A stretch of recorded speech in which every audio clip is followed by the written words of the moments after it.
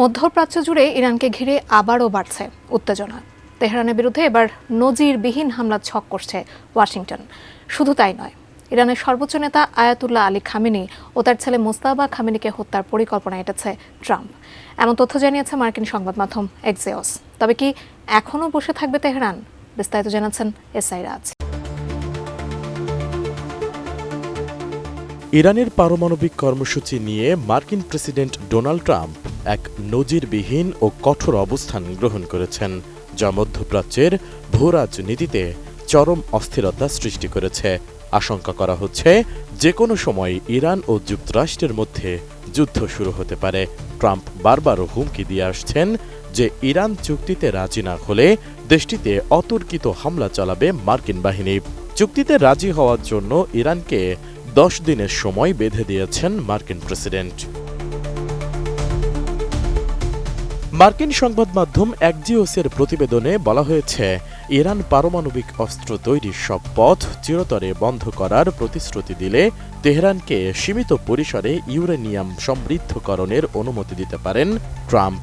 তবে তেহরান যদি যুক্তরাষ্ট্রের শর্ত না মানে, তাহলে ইরানের সর্বোচ্চ নেতা আয়াতুল্লাহ আলী খামেনি ও তার ছেলে মোজতাবা খামেনি সহ ধর্মীয় নেতাদের হত্যার পরিকল্পনা নিতে পারেন ট্রাম্প। RICL TMX, যুগের পর যুগ স্থাপনা থাকে মজবুত। এক্সিওস জানিয়েছে, সম্ভাব্য সব পরিস্থিতির জন্য ট্রাম্পকে একাধিক বিকল্প প্রস্তাব দিয়েছে পেন্টাগন। এসব প্রস্তাবের মধ্যে একটি হল খামেনি ও তার ছেলেকে সরিয়ে দিয়ে দেশটির মোল্লাতন্ত্র ভেঙে দেওয়া। এমন পরিকল্পনা কয়েক সপ্তাহ আগেই ট্রাম্পের কাছে পেশ করা হয়।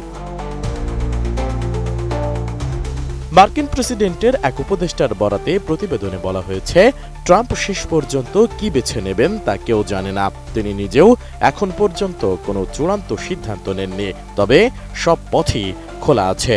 সিনিয়র একজন মার্কিন কর্মকর্তা এক্সিওসকে জানিয়েছেন, ট্রাম্প এমন একটি চুক্তি চান যেন তিনি দেশের মানুষের কাছে রাজনৈতিকভাবে সফল হিসেবে তুলে ধরতে পারেন। এদিকে ইরানের পররাষ্ট্রমন্ত্রী আব্বাস আরাকচি বলেছেন, উভয় পক্ষ কিছু নির্দেশনামূলক নীতিমালাতে একমত হয়েছে। তিনি জানান, ইরান একটি লিখিত প্রস্তাব প্রস্তুত করছে যাতে পারমাণবিক কর্মসূচির শান্তিপূর্ণ ব্যবহার নিশ্চিত করার রাজনৈতিক অঙ্গীকার ও কারিগরি ব্যবস্থা থাকবে। জাতিসংঘের পরমাণু পর্যবেক্ষণ সংস্থার প্রধান রাফায়েল গ্রোসি আলোচনায় যুক্ত আছেন বলেও উল্লেখ করেন তিনি। আরাকচির দাবি, যুক্তরাষ্ট্র তেহরানকে শূন্য সমৃদ্ধকরণে সম্মত হতে বলেনি এবং সাময়িক স্থগিতের প্রস্তাবও ইরান দেয়নি।